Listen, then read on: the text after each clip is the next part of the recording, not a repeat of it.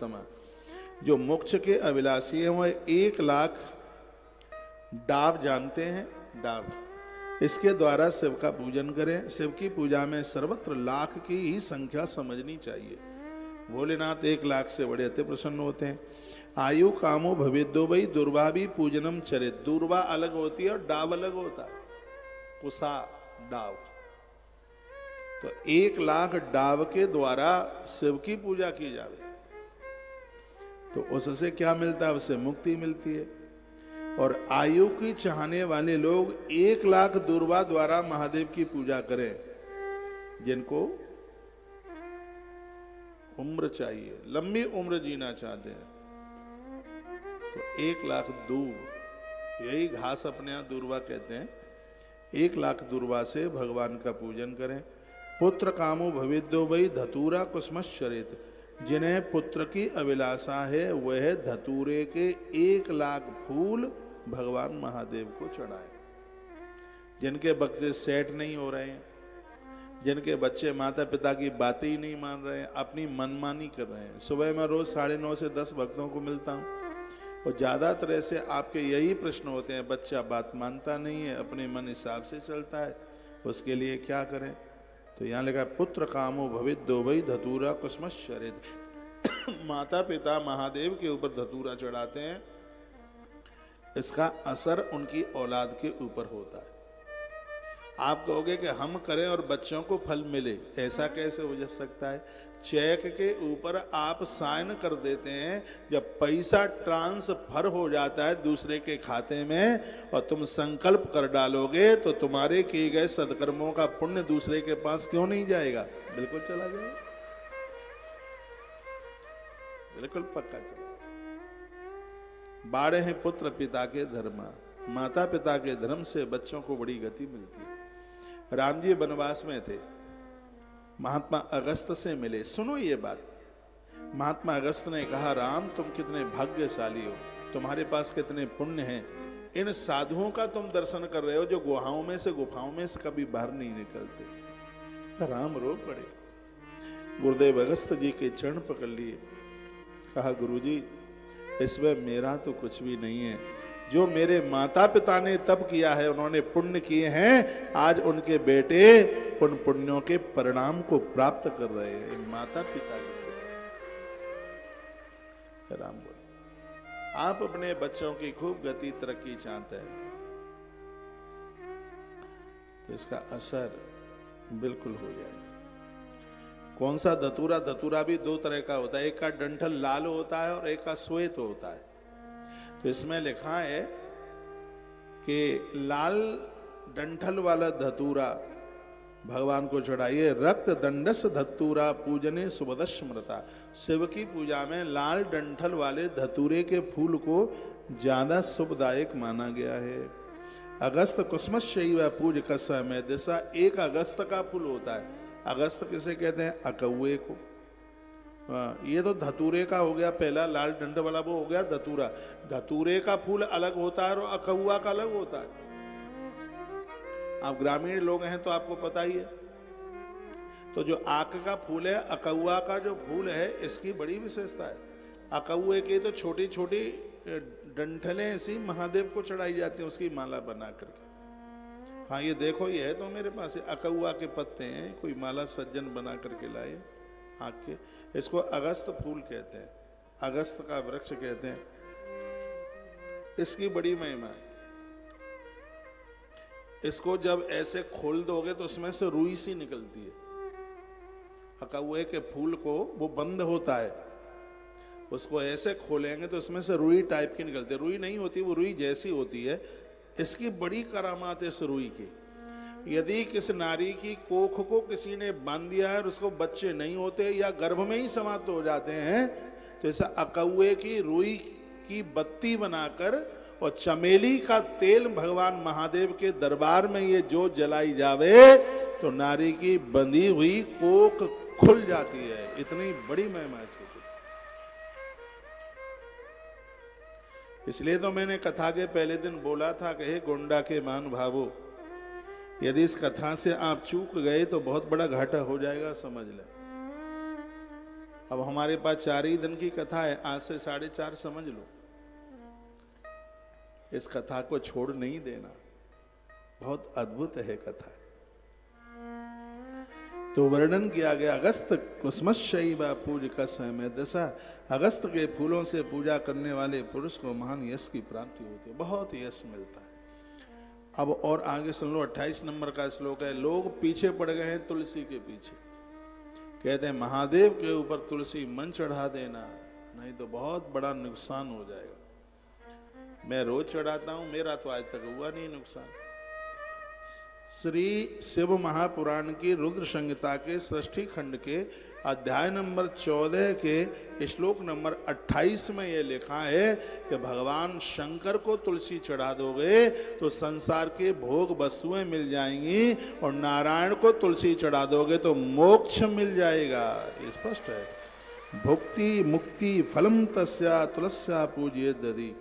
यदि तुलसी दल से शिव की पूजा आप करें तो उपासक को भोग और मोक्ष, इसमें तो मोक्ष भी लिख दिया है। क्या उसको संसार की वस्तुएं और नारियल नहीं है, एक पूजा का नारियल आता है, उसकी बात मैं कर रहा हूं। तो यहां लिखा है ना, उपरी श्री फलम त्वेकम गंध पुष्पादि विस्तदा रोपित्वाच धूपादि कृत्वा पूजा फलम लभेद। दिया जलाने से, धूप जलाने से और अंत में महादेव को एक नारियल चढ़ाने से यह पूजा संपूर्ण पूरी हो जाती है, उसमें कोई कमी नहीं रहती। यह वर्णन किया गया, बड़े आनंद की बातें कही गई हैं। यब पूजा तथा प्रोक्ता लक्षण परमाशिवे प्रस्थानष्टकम चैव तथा प्रस्तादिकम पुनः फलद्वैतम तत्रह मानते पुरातनम। यब पूजा च मुनिभि स्वर्ग सौख्य विवर्धना। यदि घर में कोई वृद्ध है, मरासु है, साल 6 महीना का कोई व्यक्ति है, 1 लाख जौ के दाने उनके हाथ से लगवाकर और एक एक करके महादेव के ऊपर चढ़ा दीजिए, मरने वाला व्यक्ति स्वर्ग को प्राप्त होगा। यह श्लोक नंबर 47, 48 2 श्लोकों में चर्चा की गई है। अध्याय 14 है। यब पूजा च मुनि भी स्वर्ग सौख्य विवर्धनी। जो जौ चढ़ाते हैं शंकर जी के ऊपर, जौ तो जानते हैं ना, बेजर भी कहीं कहीं बोलते हैं इसको, भगवान शंकर के ऊपर। और मेरी प्रार्थना है, घर में कोई बुजुर्ग है, वृद्ध है, बेचारे खाट गोड़ रहे हैं, मरणासन है, प्राण निकल नहीं रहे हैं, खड़े हो नहीं पा रहे हैं, तो उनके निमित्त वह जौ महादेव पर चढ़ाएं, फिर उसको गंगा जी में समर्पित कर दें। चढ़ाने के बाद में महादेव को 1 लाख जौ चढ़ाया जाए। यब पूजा च मुनि भी, जौ को संस्कृत में यब कहते हैं। तो सूत सोनर्षियों को कहते हैं मुनियो स्वर्ग सौख्या विवर्धनी। ये जौ व्यक्ति को स्वर्ग दे देते हैं। और आज मैं आपके बीच में कह रहा हूं, महादेव के मंदिर में जाएं तो अपने जेब में इतनी चीजें डाल के जाएं। क्या क्या है? सबसे पहले मैंने जौ का ही नाम दे दिया, लेके जाए। ये बातें बनावटी नहीं है, क्योंकि ग्रंथ में प्रमाण है उनका, और हम बड़े लंबे समय से बोलते हुए आ रहे हैं इसके बारे में। तो ये जौ की इतनी बड़ी महिमा है। उसके बाद कहा गया गोधूमानस तथा पूजा प्रस्था शंकरस्य वै संतति वर्धते तस्य। जो अपने बच्चों की तरक्की चाहते हैं, या जिस नारी को औलाद नहीं है, संतान नहीं है, प्रदोष वाले दिन, सोमवार वाले दिन, शिवरात्रि वाले दिन या सावन के महीने में वो 1 लाख गेहूं भगवान महादेव के ऊपर चढ़ाए। गेहूं को पहले धो लें, फिर उसको सुखा लें, उसके तत्पश्चात 1-1 गेहूं भगवान के ऊपर आप चढ़ाइए। लिखा है ना, संस्कृत में गेहूं को गोधूम बोलते हैं, तो लिखा है गोधूम मानिस तथा पूजा प्रशस्ता शंकरस्य वै संतति वर्धते तस्य यदि लक्षा विधि कृता। यदि 1 लाख गेहूं 1-1 चढ़ाया जाता है, ये नहीं कि मुट्ठा भर करके डाल दे, 1-1 गेहूं चढ़ाता है, घर के 5-4 लोग बैठ जाइए, चढ़ ही जाएंगे। क्या आप कहोगे एक पता कैसे लगेगा 1 लाख गेहूं?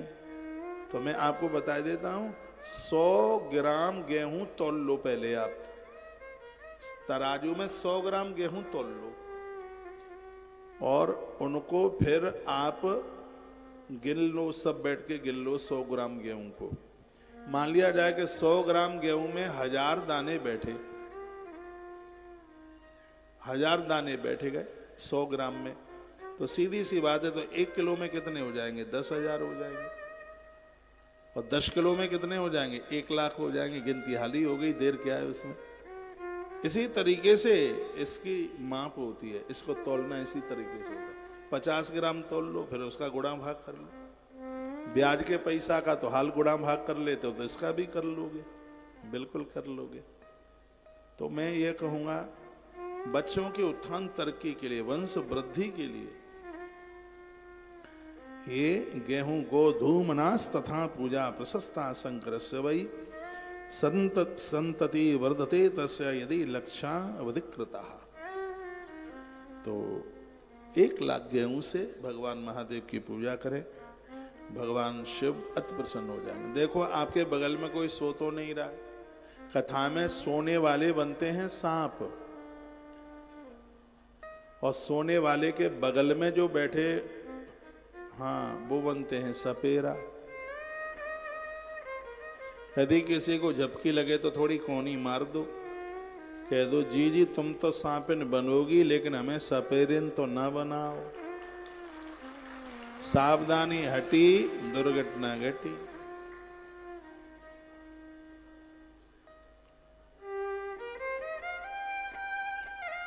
दो पंक्तियां भगवान महादेव के चरणों में समर्पित करें।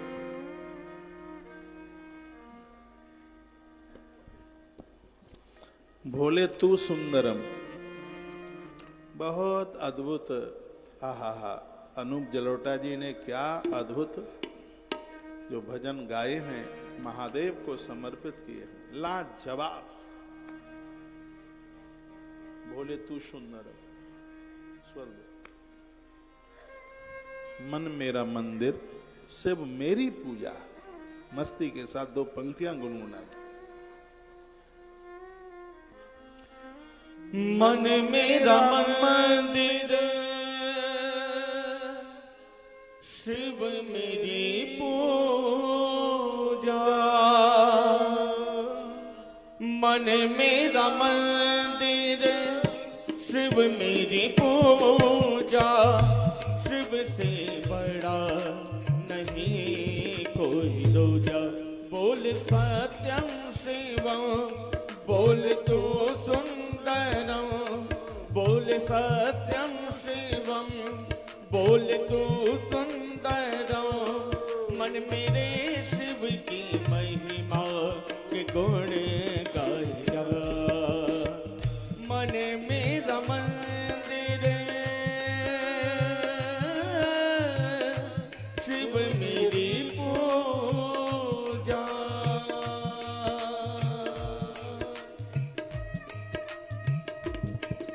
ताली बजाओ।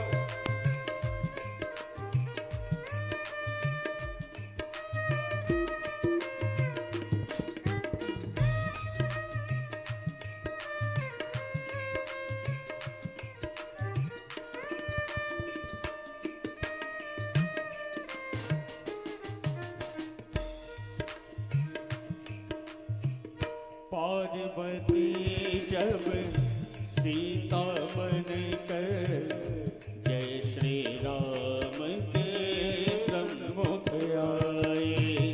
पार्वती जब सीता बन कर जय श्री राम के सम्मुख आई।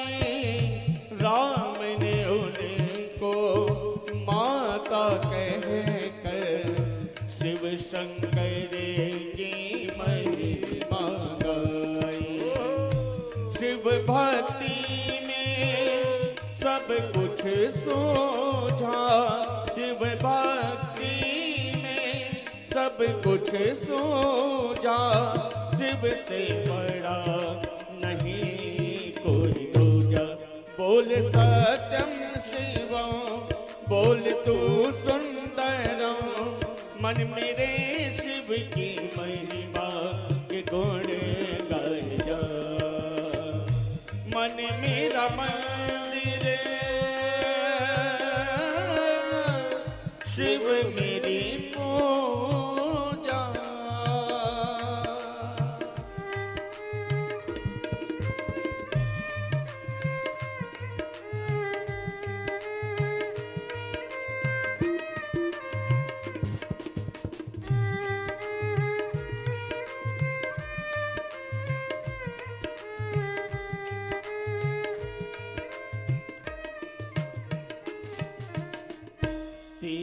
जटा से निकली है गंगा और गंगा ने विश्व दिया है।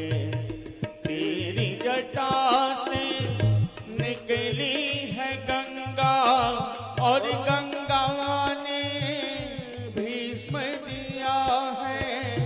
तेरे भक्तों की शक्ति ने सारे जगत को जीत लिया है।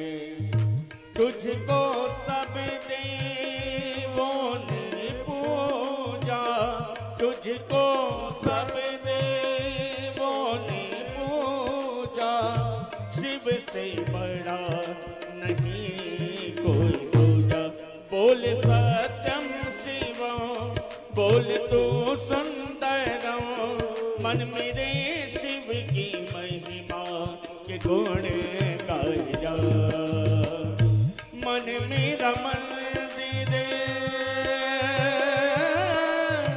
शिव मेरी पूजा। मन मेरा मंदिर शिव मेरी पूजा। शिव से बड़ा नहीं कोई दूजा। बोल सत्यम शिवम, बोल तू सुंदरम। मन मेरे शिव की महिमा के गुण गाया।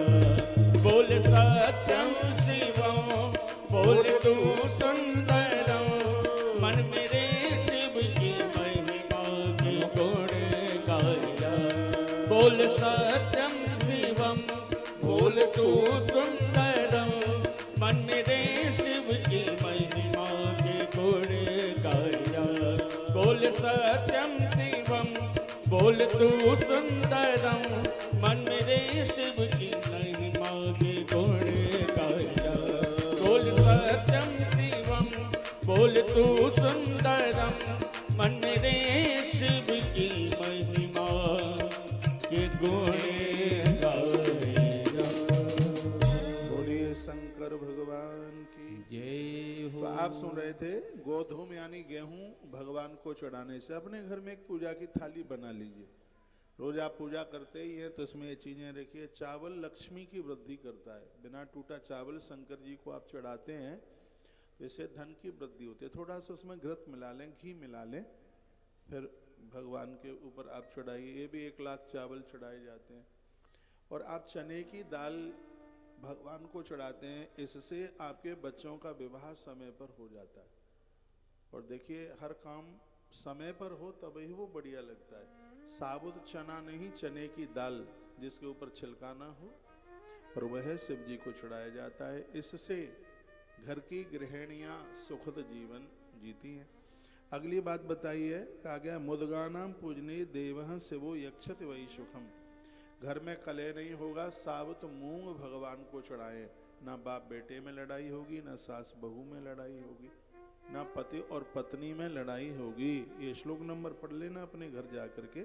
श्लोक नंबर 51 है।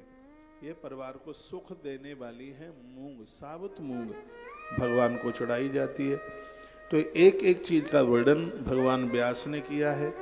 ये जादू टोना टोटका नहीं है, ये भगवान शंकर को प्रसन्न करने के लिए ये एक पूजा की विधि बताई गई। केवलम दूध धारा च तदा कार्या विशेषतः, कहते हैं वर्णन किया गया है कि यदि दूध की धारा से भगवान को आप अभिषेक करते हैं आपके सगरे काम बन जाएंगे। बच्चा पढ़ने में कमजोर है तो शर्करा मिश्रता तत्र यदा बुद्धि जड़ो भवेत, 74 नंबर का श्लोक है 14 अध्याय का। इसमें लिखा है मीठे दूध से यदि आप भगवान शिव का अभिषेक करते हैं तो बच्चे बुद्धिमान हो जाएंगे। पढ़ने लिखने में क्या है, ज्यादा बना, पढ़ने लिखने में उनका मन लगेगा। श्लोक में स्पष्ट है शर्करा मिश्रता तत्र यदा बुद्धि जड़ो भवेत, का जड़हीन व्यक्ति भी कैसा हो जाएगा, तस संजायते जीव सदृशी बुद्धिरुत्तमा, वह गुरुदेव बृहस्पति की तरह विद्वान हो जाएगा। बच्चों के लिए वरदान है, गुरुवार के दिन दूध को मीठा कर लें और गौ माता का दूध मिल जाए फिर तो बात अलग ही है। और इस दुग्ध से यदि शिव का महारुद्राभिषेक किया जावे तो बच्चे पढ़ने लिखने में बहुत आगे निकल जाएंगे, गुरुदेव बृहस्पति की तरह बुद्धिमान हो जाएंगे। ऐसा यहाँ पर वर्णन किया गया। जिसके घर में झगड़े होते हैं, कलह होता है, स्वग्रहे कलहो नित्यमिदा चई प्रजायते, 77 नंबर का श्लोक है। तद धारया कृत्यांबई सर्व दुखम विलीयते।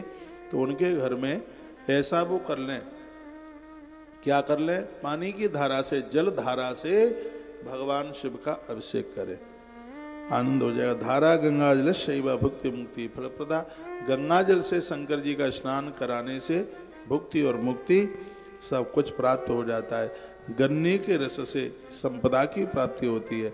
इस प्रकार से इन कथाओं का वर्णन अद्भुत रूप से किया गया। कैलाशपति हैं भगवान। पूछा गया, कहा गुरुजी आनंद आ रहा है कथा सुनने में, लेकिन भगवान कैलाश कैसे पहुंचे?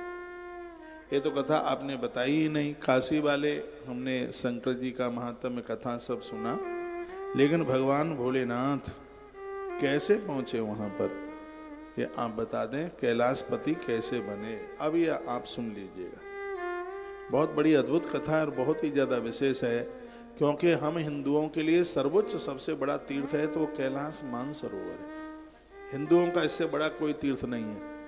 ये देश की एक कमजोरी सी रही थी, जो कैलाश हमारे भारत में था और वो अपने देश से अलग हो गया। वहाँ पासपोर्ट की जरूरत होती है वहाँ जाने के लिए। भारत बड़ा गौरवान्वितशाली था, उसके पास कैलाश जैसा तीर्थ था, आज अपने भारत में नहीं है।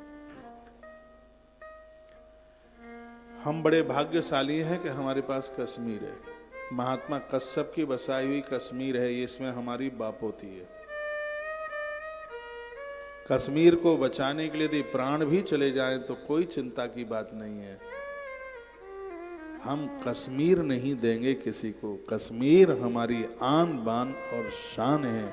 महात्मा कश्यप की धरोहर है कश्मीर। ऐसा स्थान नहीं है कहीं, पूरी दुनिया में नहीं है ऐसी जगह कश्मीर जैसी नहीं। इसलिए तो महादेव अमरनाथ के रूप में वहां बैठे। कन्याकुमारी और अमरनाथ भारत की शान है।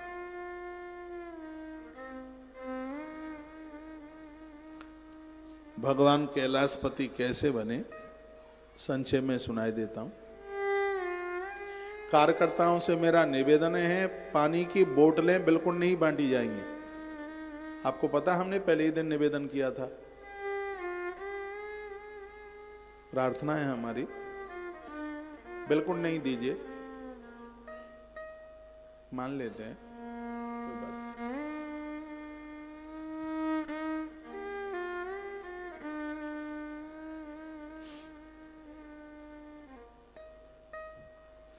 बोलिए शंकर भगवान की जय। श्री हनुमान जी महाराज की जय हो। जय जय श्री राधे। तो ब्रह्मा जी को नारद जी ने पूछा कि भगवान कैलाशपति कैसे बने। शृणु नारद वक्ष्यामि चरितम सस्मौलिनम यथा जगाम कैलासम सकितम धनदस्व। कुबेर के मित्र महादेव कैसे बने। जैसे सुग्रीव के मित्र राम जी बने, सुदामा के मित्र श्री कृष्ण जी बने, ऐसे ही कुबेर के जो मित्र हैं वो भगवान महादेव किस तरीके से, इसके बारे में बताएं। तो कहा आसीत काम्पल्य नगरे सोमयाजत कुलोद्भव दीक्षितो यज्ञ दत्ताख्यो यज्ञ विद्या विशारद। कहा गया एक काम्पल्य नगर नाम का नगर था, गांव था, और वहां पर एक ब्राह्मण रहते थे जिनका नाम था यज्ञदत्त। गोत्र से वो दीक्षित थे, अच्छे ब्राह्मण थे। प्रत्येक दिन अग्निहोत्र करते, शिव जी की पूजा करते, भगवान के बहुत बड़े वो भक्त थे। और यज्ञ में आहुति डाले बिना तो वो जल तक नहीं पीते। वेद वेदांग विद प्राज्ञो वेदांता दिश दक्षिणा। ब्राह्मणों को दान दक्षिणा देने वाले, वेद का बड़ा अध्ययन था उनको। कहते हैं प्रबुद्ध वेदांतियों में दक्ष अनेक राजाओं से वह सम्मानित हुए। नाम था उनका यज्ञदत्त दीक्षित। सुंदरो रमणीयांग चंद्र बिम समाकृति ही। समय आने पर इन्होंने एक ब्राह्मण कन्या के साथ में विवाह किया। जो एक ब्राह्मण के अंदर गुण होते हैं वो सब इनके पास में थे। कहा जाता है कि समय आने पर इनके यहाँ एक पुत्र का जन्म हुआ। सुनिए, आसीद गुण निधिर नाम दीक्षिता यशस्य वैश्वता। तो इस ब्राह्मण ने अपने उस पुत्र का नाम गुणनिधि दीक्षित रखा। गुणनिधि। बालक छोटे से बड़ा हो रहा था। पिताजी को पांडित कर्म से फुर्सत नहीं थी। सुनिए, तो अद्य पित्रान अभिज्ञातो धूत कर्म रतो भवत। पिताजी को पता ही नहीं चला और बेटा बहुत बड़ा जुआरी हो गया, शराबी हो गया। एक ब्राह्मण 4 वेद कंठस्थ हैं उसे, और यज्ञ किए बिना जल तक नहीं पीता। और उसके घर में ब्राह्मण के उस घर में बेटे ने जन्म लिया, तो लिखा है धूत कर्म रतो भवित। ये कथा हमारे और आपके लिए। पिता का ध्यान नहीं था, बहुत बड़ा जुआरी और शराबी बेटा बन गया। माता पिता का ध्यान यदि बच्चों के ऊपर नहीं रहेगा तो बच्चे किसी काम के नहीं रहेंगे। लिख सकें तो लिख लेना। पिता के दोष से बच्चे मूर्ख हो जाते हैं, माँ के दोष से बच्चे चरित्रहीन हो जाते हैं, बेटा बेटी कोई भी हो। क्योंकि पिता से पहले से माँ बच्चे के बारे में जानती है। संतान के बारे में जितना माँ को पता होता है शायद उतना भगवान को भी न पता होता हो। माँ का ध्यान नहीं रहेगा, बच्चे बिगड़ जाएंगे। माँ को पता होता है, लेकिन वो इतनी भोली सीधी है, वो अपने पति को बताती ही नहीं कि बच्चे इतने उद्दंडी हो गए। माँ को उसकी सब हरकतों का पता था, लेकिन माँ ने अपने पति को कभी उसके बारे में बताया नहीं। तो बालक जुआरी हो गया, बहुत दोष उसके अंदर आ गए। और मैं बराबर कहता हूं, आप कितने भी जीवन में व्यस्त क्यों नहीं है, यदि बच्चों के ऊपर निगाह तुम्हारी नहीं होगी, दृष्टि नहीं होगी, तो बच्चे हाथ से चले जाएंगे। कस्तूरी की क्यारी करी केसर की दीनी खाद, और पानी दियो गुलाब को तो रही प्याज की प्याज। हाँ, फिर तो प्याज को इत्र के कमरे में रख देना, उसकी दुर्गंध नहीं जाएगी। बच्चों के अंदर कुछ संस्कार आ गए हैं तो लाख कोशिश कर लेना, फिर वो जाने वाले नहीं है। गांधारी बहुत रोती थी दुर्योधन के लिए, लेकिन कब रोती थी? जब 36 का हो गया तब। आप समझाते तो हैं, डांटते तो हैं बच्चों को, कब? जब वो हाथ मुट्ठी से ऊपर निकल जाते हैं। और हमारी नीति कहती है कि तुम्हारे जूते चप्पल बच्चे के पाँव में आ जाए, तुम्हारी कमर का पजामा उनकी कमर में आ जाए, तो अब लाठी नहीं उठाना है, उनके साथ मित्र जैसा व्यवहार कीजिए, नहीं तो वो घर परिवार छोड़ छाड़ करके चले जाएंगे। जितना बच्चा तुम्हारी सहन कर लेगा, 16 साल के बाद वो सहन नहीं करता। इसलिए नीति कहती है उससे पहले ही आपको बच्चों को बना देना है। और आप बच्चों को बनाने के लिए एक कुंभकार की तरह हैं, आप जैसा बनाएंगे। माता पिता ये नहीं है लाठी लेकर के हड्डी ही तोड़ दें। माता पिता ऐसे बच्चों में थाप लगाते हैं जैसे मटका बनाने वाला कुंभकार एक हाथ अंदर रखता है और एक हाथ से धीरे धीरे धीरे धीरे ऊपर से चोट मारता है, मटका बन के तैयार हो जाता है। माता पिता का लाड दुलार का हाथ नीचे होता है और संस्कारों की थाप ऊपर होती है, तब बच्चे बनते हैं। इन बच्चों को चिलम मत बना देना, स्वयं जलेंगे औरों को भी जला देंगे। इनको सुराई जैसे संस्कार दे दोगे तो सुराई स्वयं ठंडी रहती है, इसका पानी और भी कोई पीता है तो उसके गले को ठंडा कर देती है। बच्चों को गोकर्ण बनाओ, श्रवण कुमार बनाओ, राम बनाओ, इन्हें धुंधुकारी नहीं बना देना बिल्कुल भी।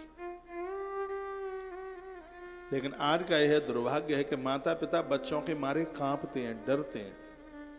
तुम्हें बना किसने दिया? Mummy papa. तुम तो मम्मी पापा बनने के लायक ही नहीं थे बिल्कुल भी, थर थर कांपेंगे। है बेटा कुछ कह दे तो कपकपी छूटेगी, ना मां बोल सकती ना पिता बोल सकता। ये बहुत बड़ी कमी। तुमने इतनी मेहनत की है, आज माता पिता बच्चों को धन देने में लगे हैं, धर्म से दूर हो गए हैं, संपत्ति देने में लगे हैं। इनको संस्कार दे दो तो ये तो बहुत सब इकट्ठा कर देंगे। एक व्यक्ति ने इंजीनियर बुलाया और कहा ऐसा मकान बनाना चाहता हूं 5000 साल तक बिल्डिंग हिले नहीं। महात्मा ताली बजा करके हंसता हुआ निकल गया उसकी बेवकूफी को सुन करके, लेकिन कुछ बोला नहीं। वही व्यक्ति एक दिन भोजन कर रहा था, छोटा बच्चा था, 5 साल का होगा, और उसने थाली में आके बाथरूम कर दिया। वो चिल्लाया कि देख तेरे इस सुपुत्र ने थाली गंदी कर दी, इसमें बाथरूम कर दिया। तो अंदर से चौके में से घरवाली क्या बोली? बेटे का मूत्र तो गंगा जल की तरह होता है, उठा करके पी लो। और वो पी गया। वही महात्मा यहां से निकला तो ताली बजाकर बड़ी जोर से हंसा। तीसरी बार फिर घटना घट गई। स्वर्ण की दुकान थी उसकी, सोने चांदी की दुकान। तो दुकान पर बैठा था, कोई कसाई भेड़ बकरियों को लेकर के जा रहा था, तो उसमें से एक बकरा छूट करके दुकान की तरफ घुसने लगा, दुकान में मुंह मारने लगा। कसाई ने पकड़ लिया उसको। तो सेठ ने कहा कसाई से, भैया इसको मत ले जा, इसको छोड़ दे, ये बार बार मेरी दुकान की तरफ आ रहा है। तो उसने कहा 2 रुपए में लाया हूं सेठ, तुम 2 रुपया दे दो तो छोड़ जाऊंगा। अब सेठों को तो मोल भाव करने का बड़ा अभ्यास होता है। उसने कहा 1 रुपया ले लेना, का नहीं। 1.25 रुपया ले लेना, का नहीं। 1.5 रुपया ले लेना, के नहीं। 1.25 तक आ गया, चवन्नी के पीछे बात बिगड़ गई। 1.25 बोल दिया लेकिन 2 नहीं बोल पाया। वो कसाई लेके गया बकरे को, और अब के बार फिर वही महात्मा तीसरी बार तो इतनी जोर से हंसा कि उसकी हंसी रुकने को ही नाम ना ले। वो व्यक्ति मन में सोचने लगा ये वही बाबा है, मकान का ठेका दे रहा था तब हंसा, आंगन में भोजन कर रहा था तब भी हंसा, और आज मैंने बकरे को बचाने की बात करी तब भी हंसा। दुकान से नीचे उतर के आया, हाथ जोड़े, कहा गुरुजी तुम मुझे बार बार देख के हंसते हो, क्यों हंसते हो? गुरुजी ने कहा हमारा मुंह, हम तो हंसे चाहे रोए, तुझे क्या पड़ी? कहा गुरुदेव आप 3 बार मुझे देख करके हंसे हो, आपको बताना पड़ेगा। तो उसने कहा ये मूर्ख सेठ सुन, मैं पहली बार इसलिए हंसा, इतना मकान बड़ा बनाने वाला है तू, और तेरी जिंदगी 34 दिन है, 34 दिन के बाद तू मरेगा, इसमें 1 दिन के लिए भी तू रहने के लिए नहीं आएगा। मैं तेरी इस मूर्खता पर हंसा। बच्चे का मूत्र उठा करके पी गया, इस मकान में ये वेश्याओं का अड्डा खोलेगा, जिसके लिए तू इतना सब कुछ कर रहा है, ये तेरे लिए कुछ करेगा क्या? तेरे इस मोह की मूर्खता के ऊपर मैं हंसा। और तीसरी बार हंसा, तुझे पता है कि वो बकरा कौन था? सेठ ने कहा बकरा था, और कौन था? महात्मा ने कहा नहीं ये बकरा नहीं था, ये तेरा बाप था। तो कहने लगा कि मेरा बाप बकरा कैसे बन जाएगा? तो महात्मा ने कहा कि तेरे बाप ने दुनिया को ठग ठग करके तेरे लिए धन पैसा कमा के इकट्ठा किया। मुझे हंसी इसलिए आई, वह परमात्मा क्या लीला है जिसने इतनी ठगियाई करी बेटे के लिए, एक चुहन्नी के पीछे कसाई के हाथ से अपने बाप को न बचा सका। यह कथा संसार की है, ये सही घटित कथा है। जिनके लिए आप इतना कर रहे हैं, 2-4 साल के बाद में नाम निशाना मिट जाएगा, कोई याद नहीं करेगा। मैं तो कहता हूं पिंड दान, तर्पण, गैया दान, भूमि दान, जो भी कुछ करना, कन्यादान, सब अपने हाथों से करके जाओ। पीछे के लिए कुछ छोड़ना नहीं है। बाबा तुलसी कह गए हैं, बेटा बदल जाएगा ससुराल जाते ही, ससुरारी प्यारी लगी जबते, रिपुरूप कुटुंब भय तबते। आप सबको अनुभव है, और प्राय विवाह के बाद बच्चे बदल ही जाते हैं।